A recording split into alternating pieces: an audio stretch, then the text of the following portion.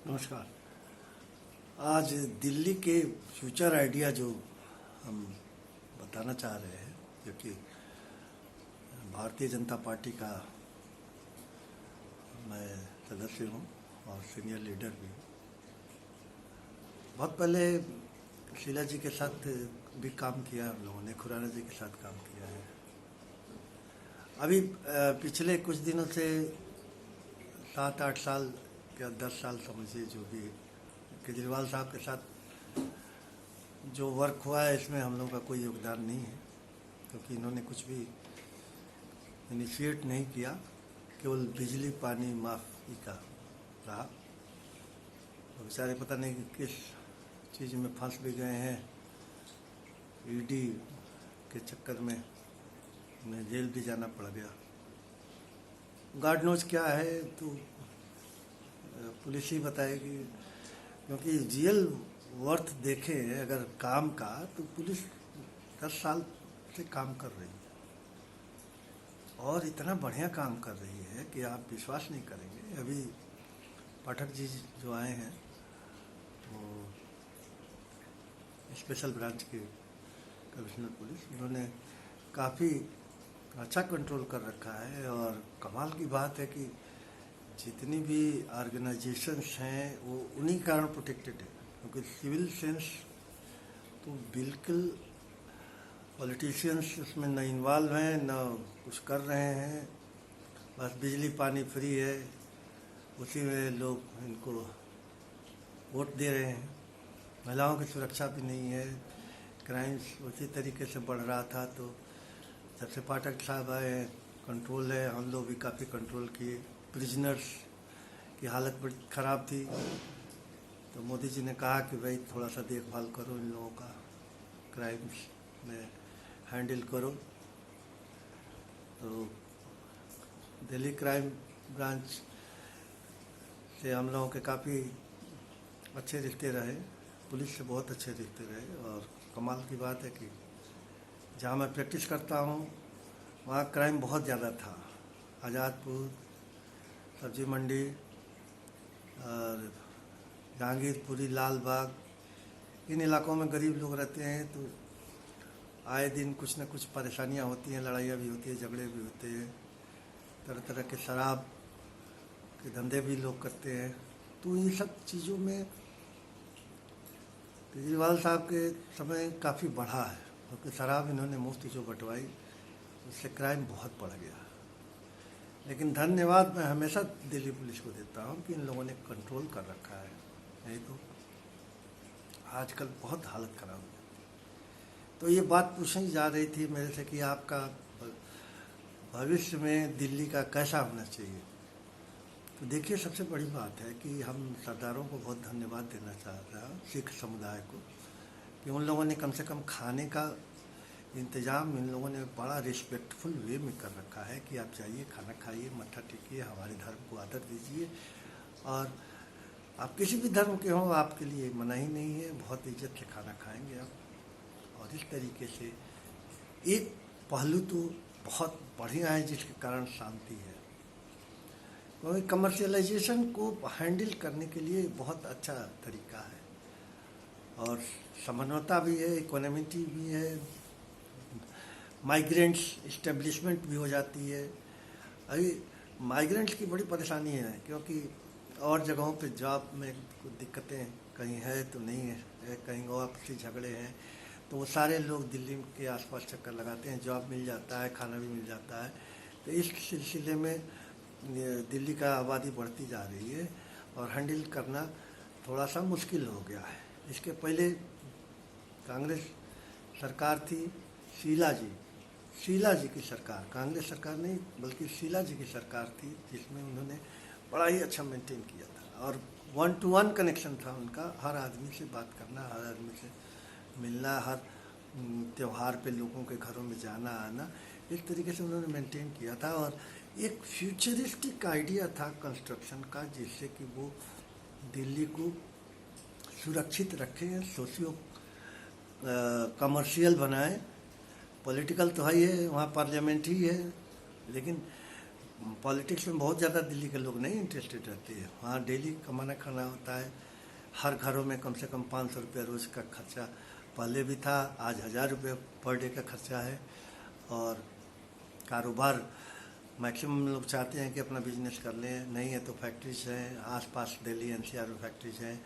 दूसरा एजुकेशन, शुरू से एजुकेशन बहुत अच्छा रहा है, तो उसमें लोग चाहते हैं कि एजुकेशन अच्छा मिले। हेल्थ केयर में टॉप पे है, टॉप पे इसलिए है कि बहुत हॉस्पिटल्स वगैरह बनाए गए। उस हॉस्पिटल के दौरान जो है इंश्योरेंस से, हेल्थ इंश्योरेंस से भी खर्चे मिल जाते हैं। फिर पुअर के लिए अलग से भी बेड है, जो कमर्शियल हॉस्पिटल्स में, कॉरपोरेट हॉस्पिटल में ऑपरेशन वगैरह सब हो जाता है। तो कुल मिला के दिल्ली का खर्चा बहुत कम है। जिस हिसाब से हेल्थ और हैप्पीनेस की मेंटेनेंस है वो आसान नहीं है, लेकिन it is better than Delhi NCR. तो लेकिन इसमें ये कर कौन रहा है इतना बेटरमेंट और व्यवस्था? तो ये केवल हमारे पुलिस कर रही है।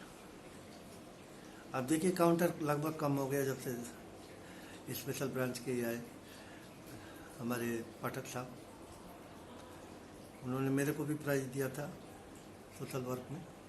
तो ये चीज़ पब्लिक से जो कांटेक्ट है, इन वो लोग काफ़ी रिलेटेड महसूस करते हैं, सुरक्षित महसूस करते हैं। बहुत से लोग हैं जो तिहाड़ जेल के भी सुपरिटेंडेंट हैं, भाटिया जी हैं, 2-3 लोग और हैं जो आते रहते हैं, मिलते रहते हैं लोग कहीं ना कहीं सोशल ऑर्गेनाइजेशन में।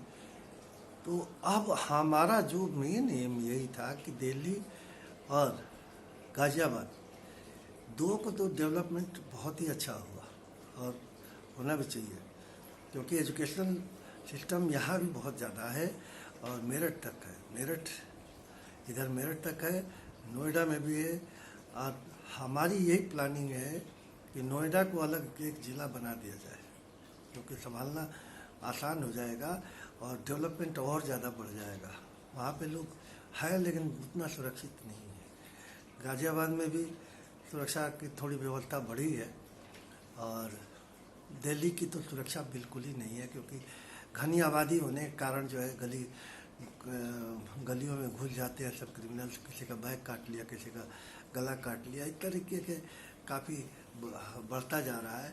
लेकिन ये सारी ऑर्गेनाइजेशंस को हम लोग एक ही चीज़ में कर रहे हैं कि हेल्थ, वेल्थ एंड हैप्पीनेस, ये सब चीज़ मिले और ये सब चीज़ से सुरक्षित रहे आदमी। तथा सेफ्टी मस्ट, सेफ्टी अगर नहीं है तो ना ही आपका हेल्थ, वेल्थ, प्रॉस्पेरिटी, हैप्पीनेस कुछ नहीं है। क्योंकि इसलिए आपको सेफ्टी बहुत ज़रूरी चीज़ है। ये सेफ्टी आएगी कैसे? एजुकेशन से आएगी, धार्मिक संस्थाओं से आएगी, तथा दूसरे को रिस्पेक्ट देने से आएगी। फिर सबसे बड़ी बात है रोज़गार देने के लिए। तो मैं डॉक्टर आनंद शुक्ला आप लोगों से वादा करता हूं कि मैं सबसे ज़्यादा रोज़गार दूंगा भारतीय जनता पार्टी की तरफ से।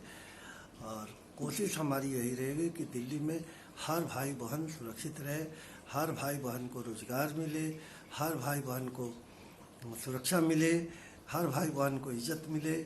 और इस तरीके से हमने ये ठाना है कि दिल्ली को सुपर बनाना है और सुरक्षित बनाना है। अब दिन लद गए जब केवल बिजली पानी फ्री और उसके बाद सारा असुरक्षित भावना है।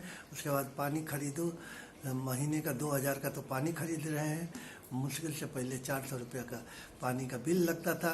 तो इस तरीके से ये सब चीज़ों को मद्देनज़र रख के आप लोग भारतीय जनता पार्टी को वोट दें और हमारे एमपी को जिताएं। एमएलए का भी इलेक्शन होगा, हम लोग जीतेंगे, क्योंकि आप तो देख ही रहे हो पिछली सरकार का क्या तमाशा है, सारे लोग जेल में पड़े हुए हैं। तो जनता सिंपैथी नहीं मिलने की। अब चुनाव लड़ेंगे कि नहीं लड़ेंगे इसका भी कोई ठिकाना नहीं है, लेकिन भारतीय जनता पार्टी अगर मैं आपको आश्वासन दे रहा हूँ, मैं doctor Anand Shukla Lady Hardinge Medical College में 4 साल रहा हूँ, 93 से 97। तो उस समय चंद्रशेखर जी भी आते थे हमारे यहाँ। हम तो खैर उन्हीं का बच्चे हैं, पले बड़े हैं उन्हीं के गोद में। तो इसलिए हम लोगों को राजनीति का दुरुपयोग नहीं आता। राजनीति से कैसे लोगों को सुरक्षित रखे, सोशियो इकोनॉमिकल कमर्शियल वे में उनको खड़ा करें, क्योंकि बहुत सी चीज़ें हैं, टैक्स देते हैं, आपको रिस्पेक्ट देते हैं तथा एडमिनिस्ट्रेशन से सुरक्षा ही तो मांग रहे हैं। अब कितना शर्मनाक बात है कि पॉलिटिशियंस कुछ नहीं कर रहे हैं और हमारी पुलिस सारी सुरक्षा मेंटेन रख रही है। तो धन्यवाद। मैं doctor Anand Shukla media associates में भी हूँ और दिल्ली क्राइम न्यूज़पेपर में भी हूँ। तो हम लोगों की कोई भी दिक्कत हो, कोई पुलिस से परेशानी हो तो आप हम लोग के थ्रू कह सकते हैं। पॉलिटिशियन से परेशानी हो तो हम लोग पॉलिटिशियन नहीं है, और कमर्शियल में अगर आप जो भी चाहें हम आपको सलाह देंगे। तथा एजुकेशन हम लोग के यहाँ जो गाइडेंस है वो सबसे बेस्ट है, जिससे कि आपका बच्चा बड़ा होगा, इंजीनियर, डॉक्टर बनेगा, वकील बनेगा, अफसर बनेगा, और इस तरीके से आप इकोनॉमिकली फ्री रहेंगे और सुरक्षित रहेंगे। धन्यवाद। मैं डॉक्टर आनंद शुक्ला भारतीय जनता पार्टी की तरफ से बोल रहा हूँ।